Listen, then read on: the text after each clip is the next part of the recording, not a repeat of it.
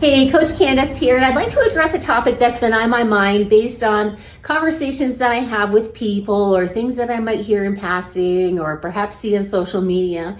But the belief that you have to severely cut your calories and how much you eat, and a popular number that comes up is 1,200.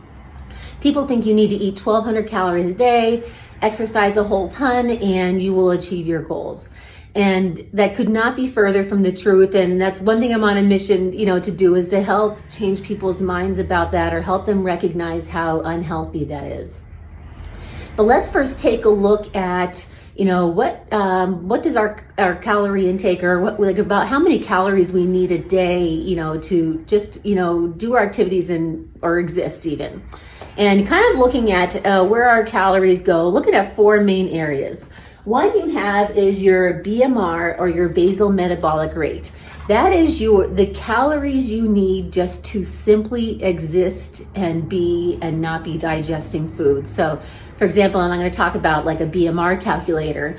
Looking at that calculator, that means that you have fasted for 12 hours and you don't need to digest any food. That is just the basic number of calories that you need to exist, not even do anything yet. We're just laying in bed existing.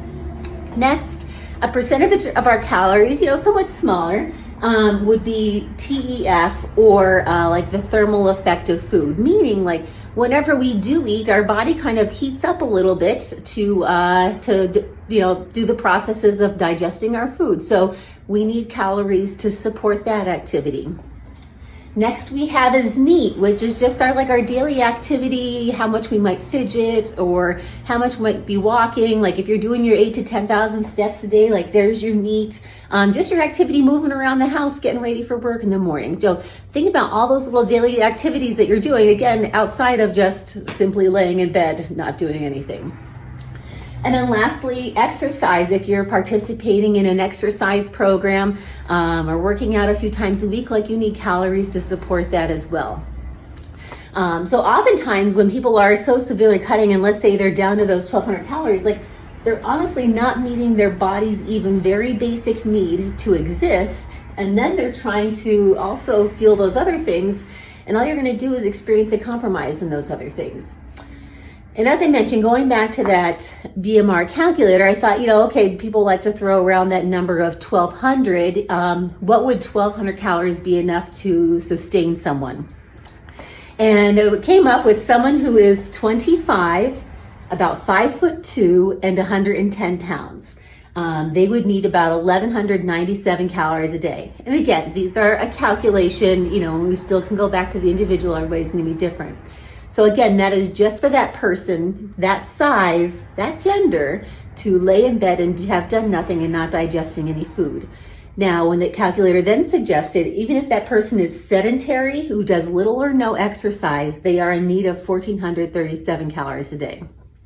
Let's say that person is now exercising even just 1 to 3 times a week.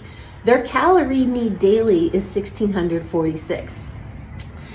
So, generally, like one of the first things that people are surprised when they start working with me about how much food they're actually, it's suggested that they eat. And again, that's just a baseline, just a starting point.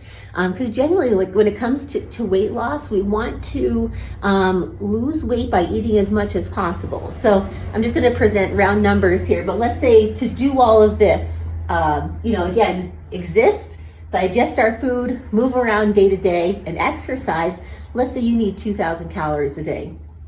So again, ultimately to lose weight, you need a caloric deficit. So maybe we start off around 1,900. Like, can you continue to lose weight, over a period of time at 1,900? Then you want to keep eating as much as possible to continue to do that.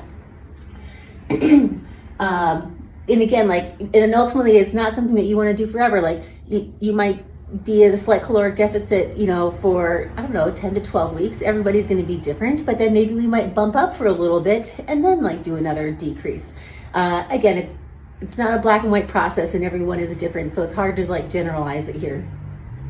But when I hear folks saying, and this is, my parting advice for you is that if you go to someone and they're suggesting that you do 1,200 calories a day, I again, I'm going to be blunt here. I feel like they're just trying to get you a quick result so that you keep coming, so that you return and continue to pay them.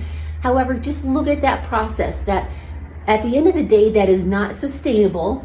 That is not life sustaining. And what happens is you're going to so severely restrict yourself that, the moment you get the chance to eat a whole ton, you're going to do that, and you're going to gain the weight that you lost doing that super restricted approach, and you're probably going to gain that weight back and then some. So if I can leave you with any parting thoughts, be open to the idea that really to lose weight and accomplish your goals, you're going to eat more than you thought you would.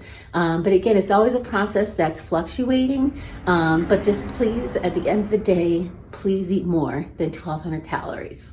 If you have any questions or you're in need of any help, please reach out. I'm happy to help. If I can just help save one person from doing that to themselves, I will have considered myself successful. So I hope you have a wonderful day.